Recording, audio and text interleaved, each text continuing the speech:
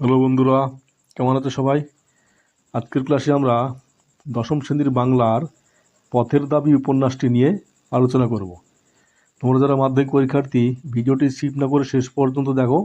প্রশ্নগুলি তোমাদের জন্য অত্যন্ত গুরুত্বপূর্ণ এবং অত্যন্ত ইম্পর্টেন্ট। দেখো, পরের প্রথম প্রশ্ন, পথের দাবি উপন্যাসের রচয়িতা কে? উত্তর হলো শরৎচন্দ্র চট্টোপাধ্যায়। গিরিশ মহাপাত্রের বুক পকেট থেকে কি পাওয়া গিয়েছিল? উত্তর হলো একটি বাঘ আঁকা রুমাল। পুলিশ স্টেশনে বসে থাকা বাঙালি বাবুটির নাম কি ছিল?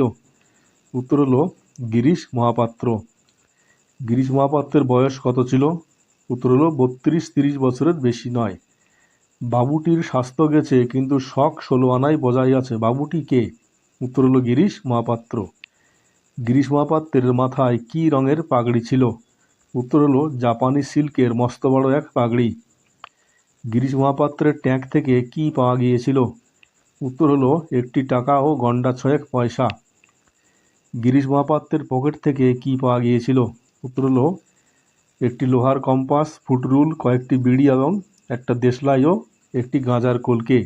তোমরা এটা মনে রেখো, অত্যন্ত গুরুত্বপূর্ণ প্রশ্নগুলো।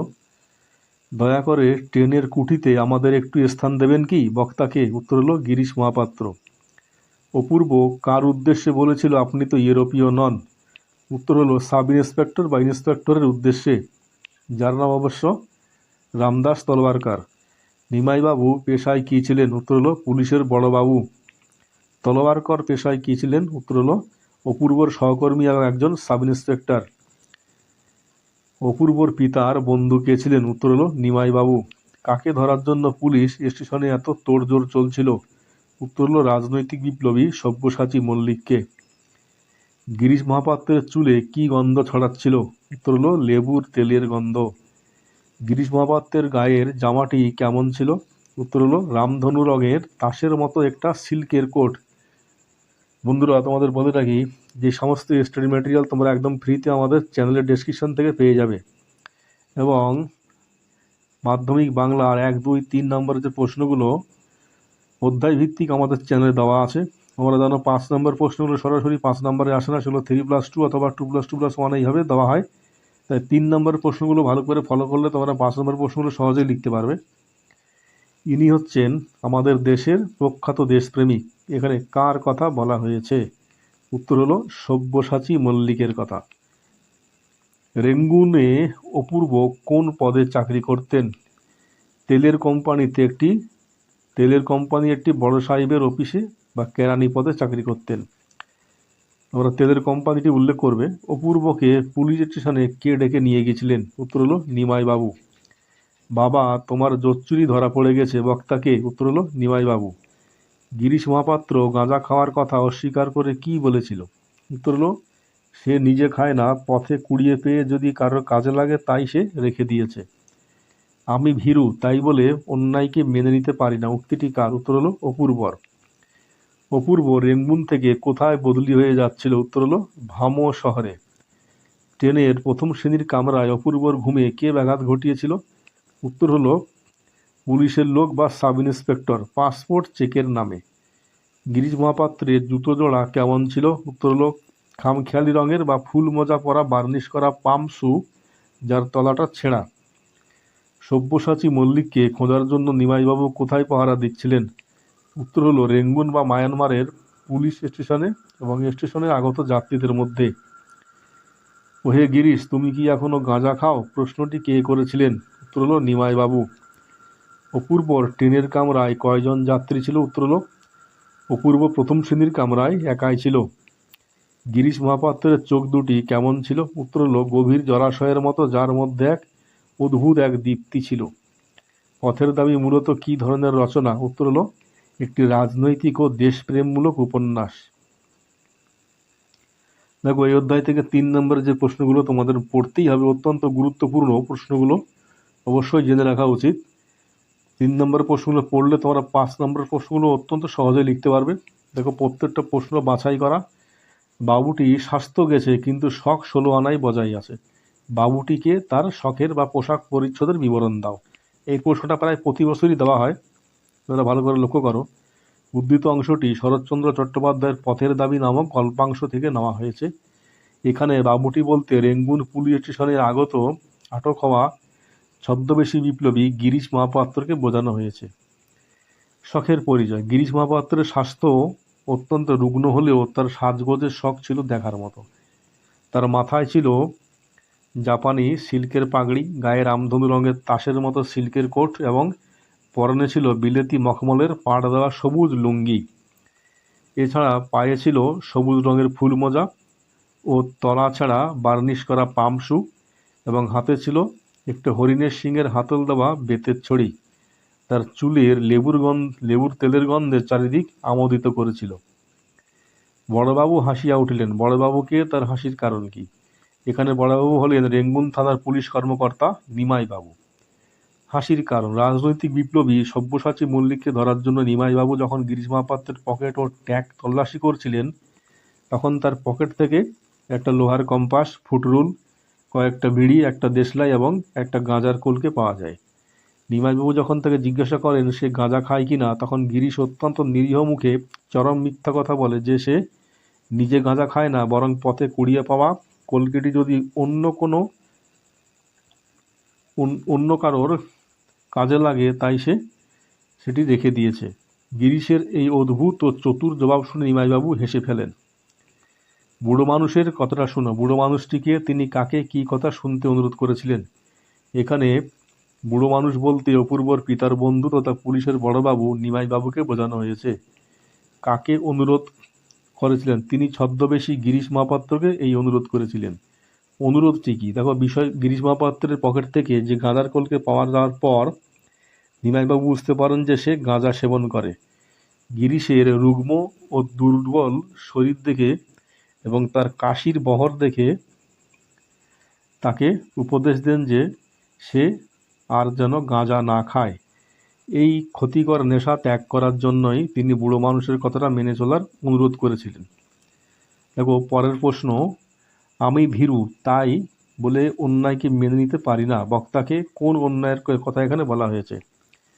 উক্তিটির বক্তা হলেন শরৎচন্দ্র চট্টোপাধ্যায়ের পথের দাবি গল্পের প্রধান চরিত্র অপূর্ব। অন্যায়ের বিবরণ। অপূর্ব যখন রেঙ্গুন থেকে ভামো যাওয়ার জন্য প্রথম শ্রেণীর কামরায় ভ্রমণ করছিলেন, তখন মাঝরাতে ব্রিটিশ পুলিশের সাব ইন্সপেক্টর এবং তার দলবল ঘুমের ব্যাঘাত ঘটিয়ে 3 বার তার পাসপোর্ট পরীক্ষা করতে আসে। অথচ অপূর্বর কামরা অন্য কোনো ইউরোপীয় যাত্রী না থাকায় তাদের এভাবে বিরক্ত করা হয়নি। পরের দিন সকালে অপূর্ব যখন স্টেশনে এই বিনা কারণে হেনস্থা ও অপমানের প্রতিবাদ করতে যান, তখন সেখানকার সাহেব স্টেশন মাস্টার তাকে সহানুভূতির বদলে শুধু ভারতীয় বা নেটিভ হওয়ার অপরাধে স্টেশন থেকে তাড়িয়ে দেন। এই বর্ণবিদ্বেষী ও অন্যায় আচরণের কথাই এখানে বলা হয়েছে। দেখো পরের প্রশ্ন, মনে হলো যেন এই কালো চোখের ললাটে কোন এক অদৃশ্য দূত একটা অমঙ্গলের চিহ্ন এঁকে দিয়ে গেছে। কার চোখ সম্পর্কে এই কথা বলা হয়েছে? কেন এমন মনে করা হয়েছে? এখানে ছদ্মবেশী বিপ্লবী গিরিশ মহাপাত্রের চোখ সম্পর্কে এই কথা বলা হয়েছে। কারণ গিরিশ মহাপাত্রের চেহারা ছিল অত্যন্ত রুগ্ম এবং ক্ষয়রোগগ্রস্ত। তার রোগা মুখের মাঝখানে চোখ দুটি ছিল অদ্ভুত। সেই চোখ দুটির গভীরতা যেন এক থমথমে জলাশয়ের মতো ছিল, যেখানে কোনো অতল রহস্য লুকিয়েই আছে। তার চোখ দুটির মধ্যে কোনো চাঞ্চল্য বা চপলতা ছিল না, বরং এক শান্ত, করুণ ও মৃত্যুময় দীপ্তি ছিল।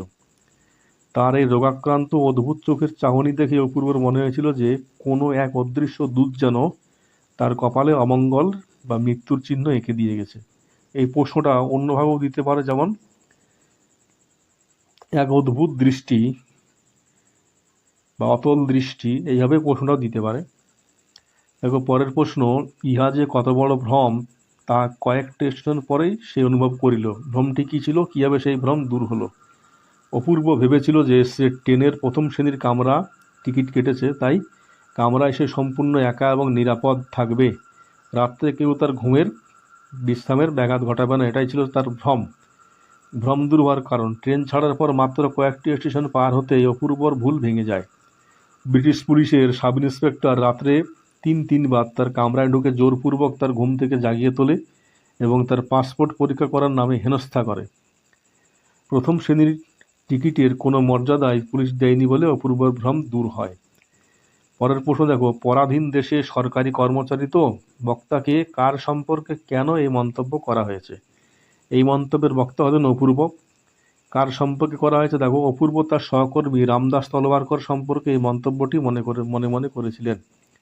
মন্তব্যের কারণ, পুলিশ স্টেশনে নিমাইবাবু অতি তৎপরতা এবং দেশপ্রেমিক সব্যসাচী মল্লিককে ধরার জন্য ব্যাকুলতা দেখে অপূর্ব ক্ষুব্ধ হয়েছিল। সে যখন রামদাসের কাছে নিজের দেশের পুলিশের এই ভূমিকার নিন্দা করছিল, তখন রামদাস নিজের সরকারি চাকরির সীমাবদ্ধতার কথা ভেবে চুপ করেছিল। রামদাসের এই নিরুপায় নীরবতা দেখেই অপূর্বর মনে হয়েছিল যে পরাধীন দেশে সরকারি চাকরি করার কারণেই রামদাস নিজের দেশপ্রেম প্রকাশ করতে পারছে না।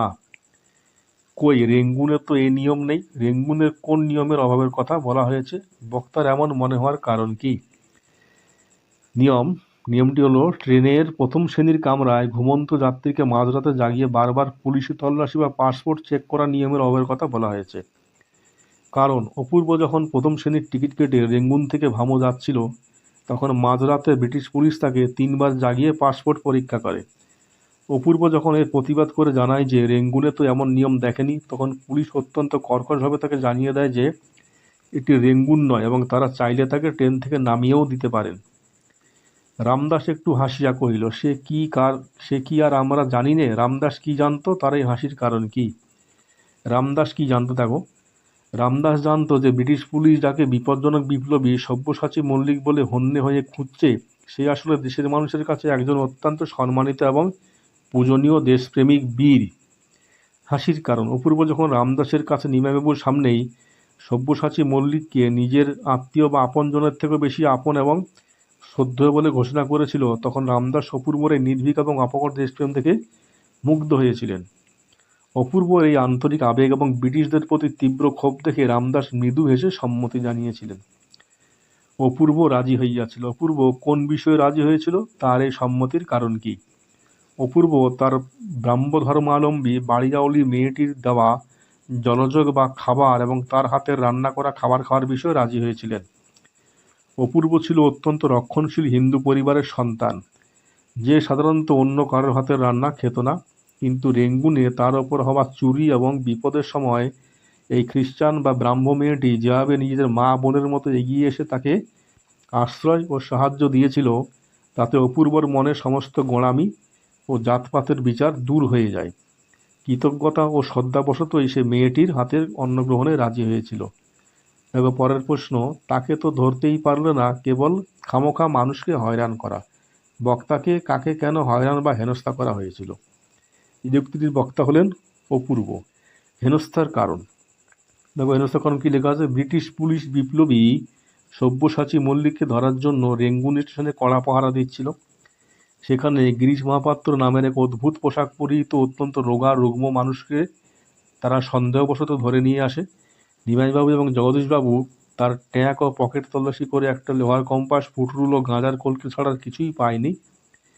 সব্যসাচী মল্লিককে ধরতে না পেরে কেবল সন্দেহের বশে এই নিরীহ ও অসুস্থ মানুষটিকে দীর্ঘক্ষণ থানায় আটকে রেখে জেরা ও হেনস্থা করা হয়েছিল। দেখো পরের যে শেষ প্রশ্ন, পথের দাবি পাঠ্যাংশে বিপ্লবী সব্যসাচী মল্লিকের চরিত্রের কী আভাস পাওয়া যায়? গুরুত্বপূর্ণ প্রশ্ন এটা।